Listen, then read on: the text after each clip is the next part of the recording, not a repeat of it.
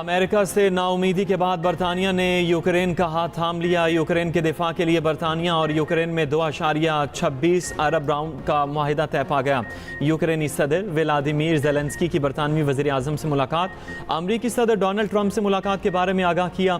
यूक्रेनी सदर ज़ेलेंस्की ने कहा, कर्ज यूक्रेन में हथियारों की तैयारी में इस्तेमाल किया जाएगा। कीयर स्टारमर बोले, हम यूक्रेन के साथ खड़े हैं। बरतानिया में यूक्रेन के मामले पर यूरोपियन रहनुमाओं का इजलास आज होगा।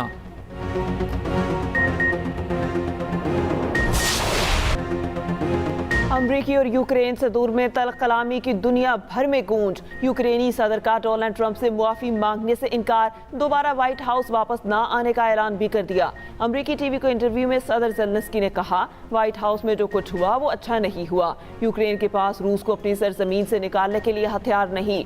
ट्रंप ने इमदाद बंद की तो मुल्क का दिफा करना मुश्किल हो जाएगा।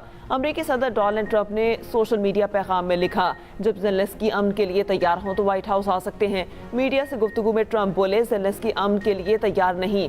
यूक्रेनी सदर ने अपनी औकात से बढ़कर बात की। अमरीकी वज़ीर ख़ारजा मार्को रूबियो ने कहा, ज़ेलेंस्की को हमारा वक्त ज़ाया करने पर मुआफ़ी मांगना चाहिए।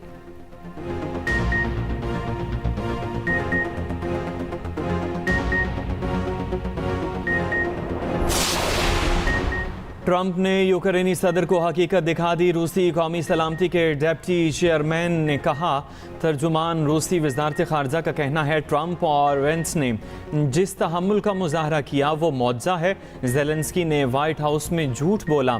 2022 में कीव हुकूमत अकेली थी। नेटो सेक्रेटरी जनरल कहते हैं, ज़ेलेंस्की को ट्रंप से ताल्लुकात बहाल करने का तरीका ढूंढना होगा।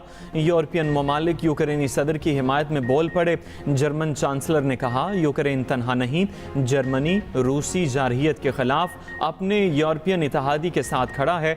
सदर यूरोपियन कमीशन ने कहा, ज़ेलेंस्की मजबूत और बेखौफ रहे।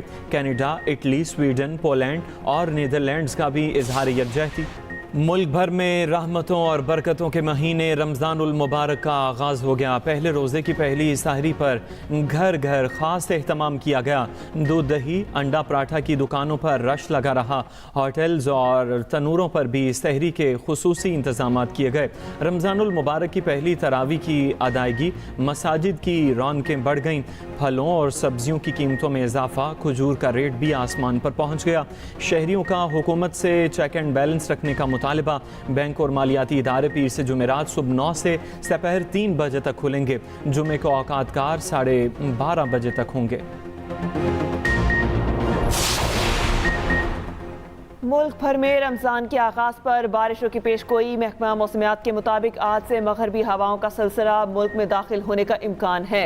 रमज़ान के पहले अशरे में बारिशें हो सकती हैं। आज और कल शदीद बारिशों का इम्कान। पंजाब, केपी, बलूचिस्तान, आज़ाद कश्मीर और जीबी में बादल बरसेंगे। पहाड़ों पर बर्फबारी मुतवक्के। एक रोज़ कबल लाहौर और दीगर शहरों में यालाबारी के बायस सड़कें सफ़ेद हो गई थीं।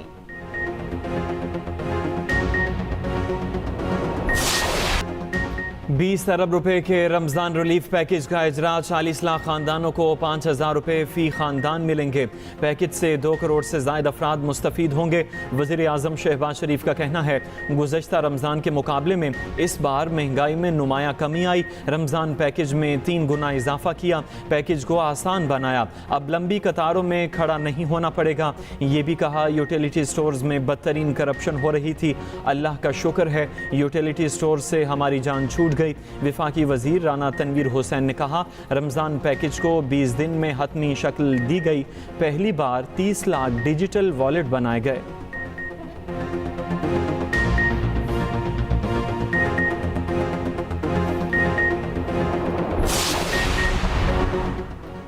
Army chief general Asim Munir का बहावलपुर छावनी का दौरा। ऑपरेशनल तैयारियों का जायजा। ISPR के मुताबिक आर्मी चीफ को ऑपरेशनल तैयारियों और तरबियती अमूर पर ब्रीफिंग दी गई। जनरल आसिम मुनीर ने कहा, सख्त और मौसर तरबियत ही एक सिपाही की पेशावराना तरक्की की बुनियाद है।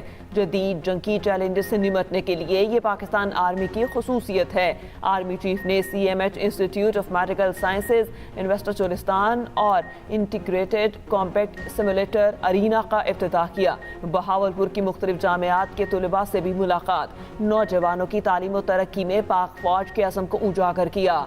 आर्मी चीफ ने कहा, तलबा अपनी महारतों में इजाफा करके कौमी तरक्की में भरपूर किरदार अदा करें। चैंपियंस ट्रॉफी की सेमीफाइनल लाइनअप मुकम्मल, अफगानिस्तान बाहर, जनूबी अफ्रीका ग्रुप बी का दूसरा सेमीफाइनलिस्ट बन गया। भारत, न्यूजीलैंड, जनूबी अफ्रीका और ऑस्ट्रेलिया सेमीफाइनल खेलेंगे। इंग्लैंड चैंपियंस ट्रॉफी में जीत का मजा न चख सका। जनूबी अफ्रीका ने 7 विकेट से हरा दिया। 180 रन का हदफ अफ्रीकी टीम ने हंसते खेलते पूरा कर लिया।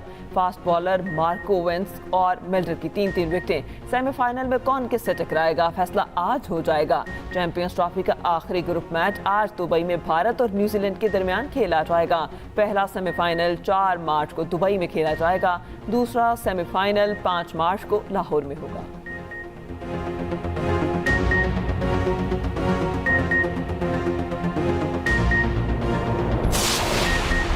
स्टार क्रिकेटर्स को सबक सिखाने का फैसला, PCB ने नए टैलेंट को बुला लिया।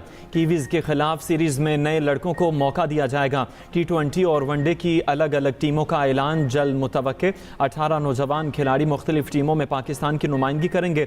डोमेस्टिक परफॉर्मेंस इंटरनेशनल मैचों में लाए जाएंगे।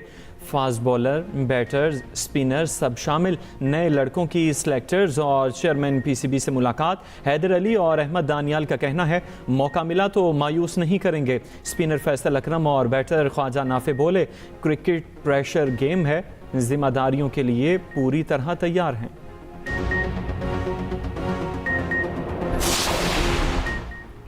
कौमी जूनियर चेस चैंपियन महक मकबूल ने वज़ीर आला सिंध मुराद अली शाह को 15 चालों में ही मात दे दी। वज़ीर आला सिंध से मुलाकात, मुराद अली शाह की अंडर 18 कौमी शतरंज चैंपियन महक मकबूल को मुबारकबाद। वज़ीर आला ने कहा, महक मकबूल ने सरकारी स्कूल की बेहतर तालीम के साथ शानदार कारकर्दगी दिखाई। सूबाई वज़रा शहजाद रॉय और दीगर हुकाम वज़ीर आला हाउस में मौजूद रहे।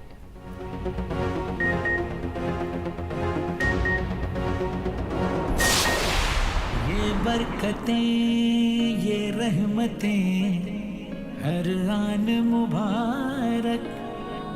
पढ़ के कुरान सब मुसलमान हैं, एक ज़बान प्यारा रमज़ान।